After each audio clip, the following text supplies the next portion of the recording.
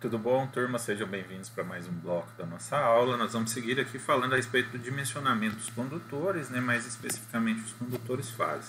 No bloco anterior, nós falamos, né, que existem 6 critérios e que na aula de hoje a gente iria trabalhar 2. Então a gente já viu o critério da seção mínima e nesse bloco agora a gente vai falar a respeito do critério, né, dimensionamento através do critério da capacidade de condução de corrente. Tá bom? Então vamos lá, turma. O critério de dimensionamento, de capacidade de condução de corrente, ele visa garantir a integridade tanto dos condutores, quanto dos seus isolamentos, quanto da instalação elétrica como um todo, com relação ao quê? Ao excesso de corrente. Tá? Então, qual que é o objetivo desse critério? É você dimensionar o condutor de maneira tal que a corrente máxima que passe por ele seja uma corrente que ele suporte e que não haja deterioração dele por efeito Joule, por efeito térmico.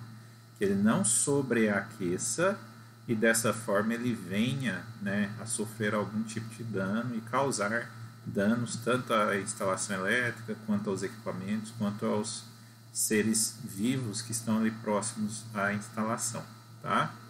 Por esse motivo, pessoal, esse critério, basicamente, ele conta com 3 passos, tá? Primeiramente, vocês deverão calcular qual é a corrente de projeto do circuito. Depois a gente precisa identificar qual vai ser o método de instalação, né, como que esses condutores eletrodutos serão instalados na edificação. E aí, por fim, aplicar os fatores de correção apropriados. Por que aplicar os fatores de correção? Pelo seguinte, quando você tem fatores como aquecimento, agrupamento de circuitos, entre outros, isso vai produzir um excesso de calor sobre os condutores. Quando eu aplico esses fatores de correção, eu estou buscando o quê? Sobredimensionar o meu condutor de forma que ele suporte esse excesso de calor. Então, no item 1, no ponto 1, eu faço o cálculo da corrente de projeto, só que quando eu aplico os fatores de correção, eu vou ver que a minha corrente fictícia ela dá maior que a corrente de projeto. O que é essa corrente fictícia? Essa corrente fictícia quer dizer o seguinte, olha, por exemplo, sua corrente é de 10 amperes, só que devido à conjuntura de fatores externos, devido vários condutores próximos, vários condutores dentro do mesmo eletroduto, agrupamento de condutores, entre outras questões, isso provoca um sobreaquecimento que seria equivalente, por exemplo, a uma corrente fictícia de 14 amperes. Ou seja, se você medir a corrente que você vai medir é a corrente real, seria os 10 amperes. Porém, o aquecimento que o condutor sofre, devido a todos esses fatores externos, seria equivalente a 14 amperes. Então, isso é só um exemplo, só para vocês compreenderem, né? Bom, pessoal, então vamos lá. Então, na etapa 1 aqui, para calcular a corrente de projeto. Basicamente, tem 2 equações para a gente fazer esse cálculo. Uma é aquela equação tradicional, né, do P igual a VI cosseno φ, pensando no circuito monofásico. Lembrando que aqui o cosseno φ é o FP, aqui, né, o fator de potência. P é a potência ativa e V é a tensão. Então, no caso de circuito monofásico e bifásico, vocês têm que aplicar essa fórmula. No caso de circuitos trifásicos, aí para calcular a corrente vai entrar o raiz de 3, que é aquela correlação entre correntes e tensões, né, de linha e de fase em circuitos trifásicos. Tá? Então, se o circuito é trifásico, vai ficar I e B, né, no caso, igual a P sobre raiz de 3V vezes o fator de potência. Bom, feito isso, pessoal, o próximo passo seria determinar o método da instalação, e aí a norma prevê todos esses métodos aqui de instalação, A1, A2, B1, B2, C, D, E, F e G. O que isso aqui quer dizer? Ele está dizendo para a gente como que vai ficar o condutor e o eletroduto em relação à nossa edificação. Então, por exemplo, instalação A1 são condutores isolados em eletroduto de seção circular embutido em parede, só com uma parede termicamente isolante. Já o A2 não é condutor isolado, é cabo multipolar em eletroduto, embutido em parede termicamente isolante. B1, condutores isolados em eletroduto de seção circular sobre parede de madeira. B2, cabo multipolar em eletroduto de seção circular sobre parede de madeira. C, cabos unipolares ou multipolares em parede de madeira. D, cabo multipolar em eletroduto enterrado no solo. E, cabo multipolar ao ar livre. F, cabo multipolar justaposto na horizontal, na vertical ou em trifólio ao ar livre. E G, cabos unipolares espaçados ao ar livre. A norma traduz, através desses diagramas aqui apresentados nessa tabela, como que seria essa classificação então, tá? Então, desde o A1, A2 até o G. Salvo engano, aqui no slide eu coloquei até o F e o E, tá? Mas na norma tem lá até a categoria G. E aí vocês podem verificar lá cada uma dessas condições. Geralmente na nossa instalação a gente vai ter as condições A1, A2, B1, B2, geralmente são as mais presentes em instalações elétricas residenciais. Bom, pessoal, quando a gente fala ainda com essa questão de método de instalação, a gente precisa ter atenção também para a questão do número de condutores carregados em um circuito. O que quer dizer número de condutores carregados? Quer dizer que são a quantidade de condutores pelos quais a corrente passa no seu circuito. Então vamos pensar um circuito monofásico. O circuito monofásico tem basicamente quantos condutores? 3 condutores. Um condutor fase, um condutor neutro e o condutor de proteção ou terra. A corrente vai pelo condutor fase e volta pelo neutro. O condutor terra ou proteção é utilizado somente em condições de emergência, em condições de proteção do circuito, tá? Então, nesse caso, você tem 2 condutores carregados. Circuito monofásico a 3 condutores, que é esse que eu acabei de falar, também são 2 condutores carregados. Circuitos bifásicos sem neutro, a corrente vai por uma fase e volta pela outra. Então, você tem 2 condutores carregados. Circuitos bifásicos com neutro. Então, embora você tenha 3 condutores, apenas 2 estarão...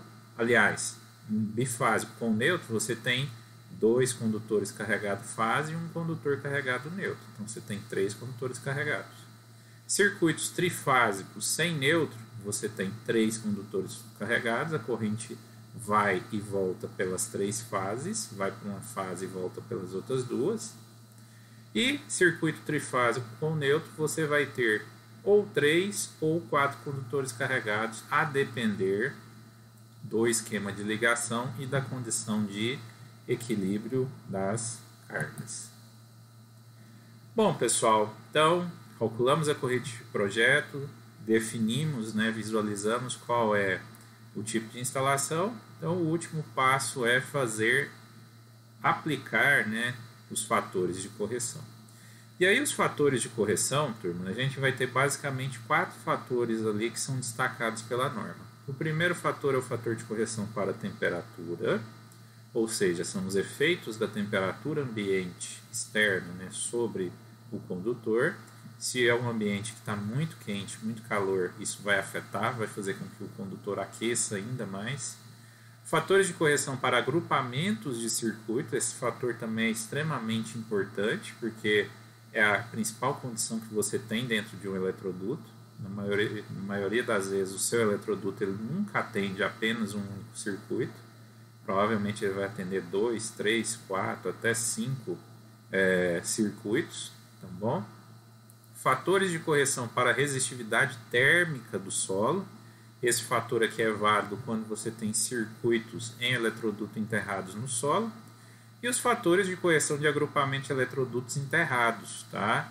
Esse fator aqui, ele também está relacionado quando você tem mais de um eletroduto enterrado, quando você tem vários eletrodutos enterrados. Bom, pessoal, então vamos lá, né? Como aplicar esse fator de correção?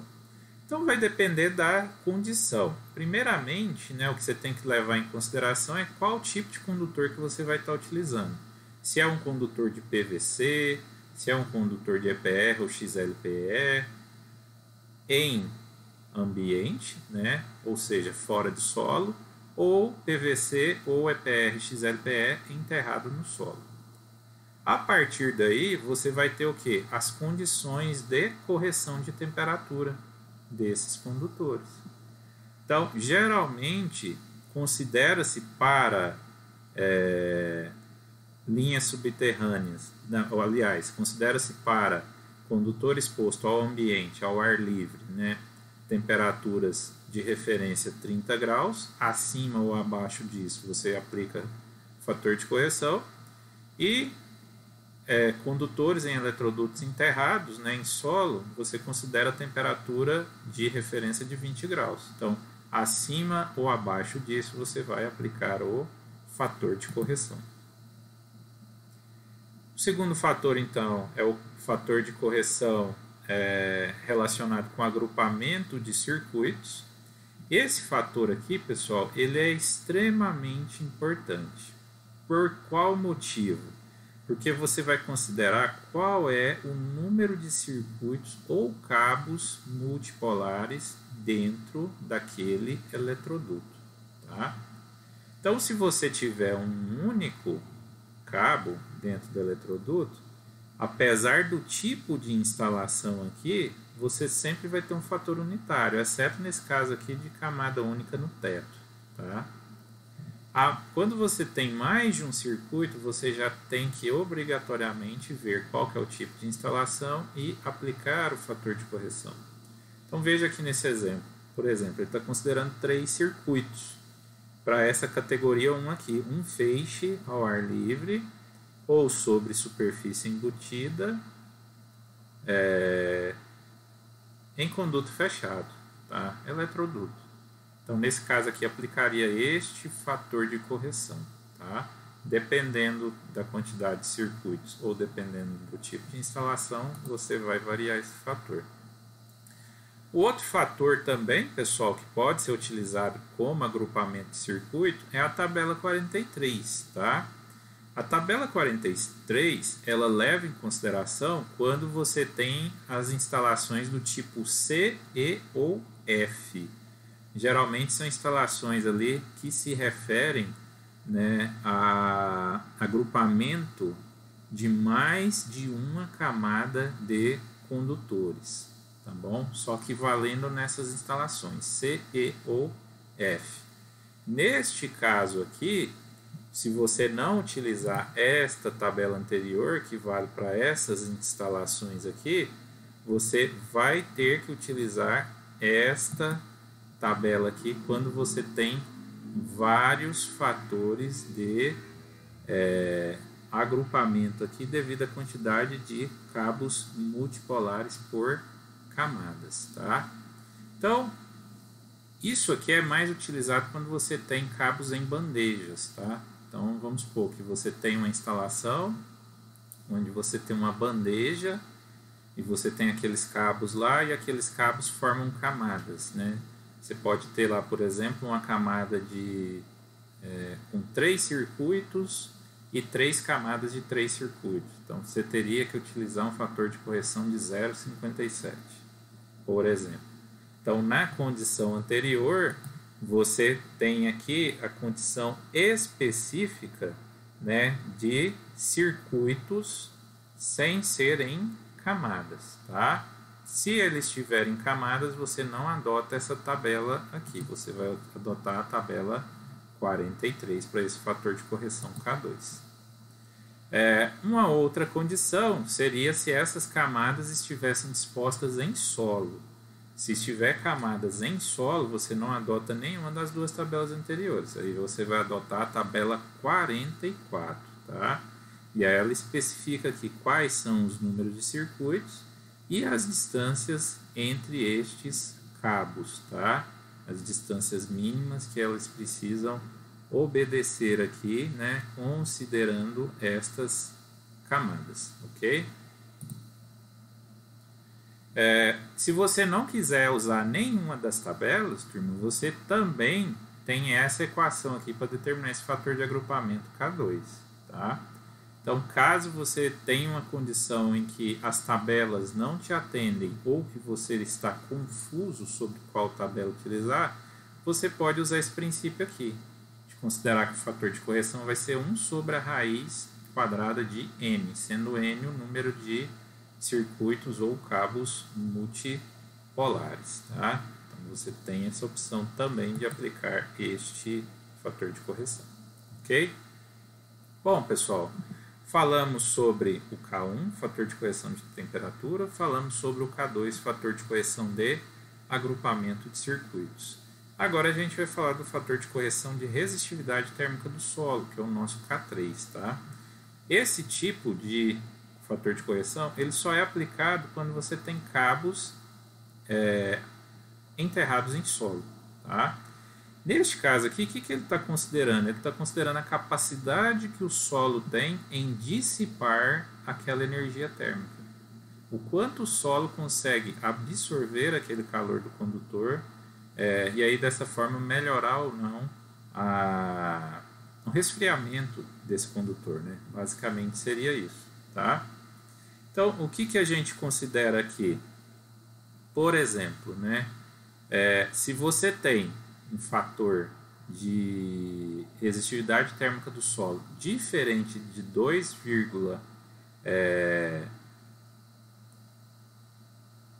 km por watt, tá? Lembrando aqui que esse km aqui é a temperatura em Kelvin, metro sobre watt. Neste caso aqui, 2,5 seria a nossa referência. Então, se o solo for 2,5 km por watt, ok, sem problema, você está usando o fator unitário. Se der maior ou menor que isso, por exemplo, se for 3, eu teria que aplicar um fator de correção de 0,96. O que isso quer dizer? Quer dizer que um solo desse tipo aqui, ele tem maior dificuldade para dissipar o calor, tá? Enquanto um solo, por exemplo, que tem um km igual a 1, km por watt igual a 1 de resistividade térmica, eu usaria o fator de correção 1,18. Quer dizer que esse solo tem maior facilidade para dissipar o calor deste condutor, ok?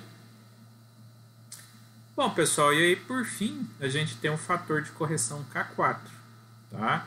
Que é o fator de correção para agrupamento de eletrodutos enterrados. Então perceba que o fator K2 ele menciona o que? Agrupamento de circuitos, condutores. O K4 ele fala a respeito de agrupamento de eletrodutos, tá? Antigamente a norma considerava também eletrodutos em parede, tá?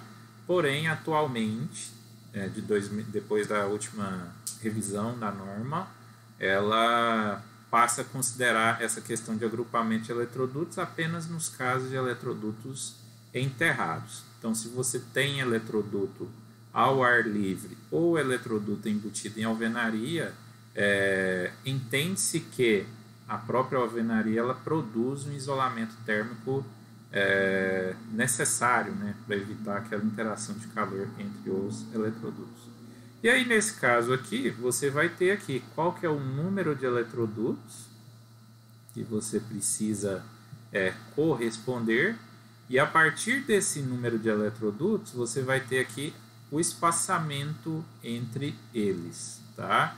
Dependendo do número de eletrodutos, do espaçamento entre eles, você vai aplicar o seu determinado fator de correção. Feito tudo isso, pessoal, qual que é o último passo? Você vai calcular a nova corrente fictícia, a nova corrente, tá? Que a gente chama de corrente fictícia. Quem que vai ser essa nossa corrente fictícia IB'? Ela vai ser igual à corrente de projeto IB dividido pelos fatores de correção, K1, K2, K3 e K4. Perceba que o fator de correção está no denominador, então eles serão o quê? Inversamente proporcionais em relação à corrente fictícia, ou seja, Quanto menor for estes fatores de correção K1, K2, K3 e K4, ou seja, se eles são menores que 1, automaticamente o meu IB' vai ser maior. Quer dizer que o efeito térmico sobre o meu condutor está sendo maior. É como se eu tivesse uma corrente fictícia maior. Tá? Quando os fatores de correção K1, K2, K3 e K4 são maiores que 1, no final ele vai reduzir o valor da corrente. Tá? Então, ele vai produzir um efeito de resfriamento. É como se o ambiente favorecesse o resfriamento condutor. Aí sua corrente fictícia fica até inferior à corrente de projeto. Tá? Aqui só ilustrando um exemplo, ele considerou esse caso aqui um PVC 70, uma instalação B1 com 2 condutores carregados, e ele disse aqui que de acordo com essa corrente de projeto, ele chegou a uma corrente fictícia tal que precisaria de um condutor de 4 mm². Tá? Então assim funciona o dimensionamento por capacidade de corrente. Pessoal, muito obrigado pela participação de vocês. No próximo bloco nós vamos fazer um exemplo e aí eu acredito que vocês vão conseguir compreender melhor esse dimensionamento dessa forma. Pessoal, muito obrigado e até a próxima. Tchau, tchau.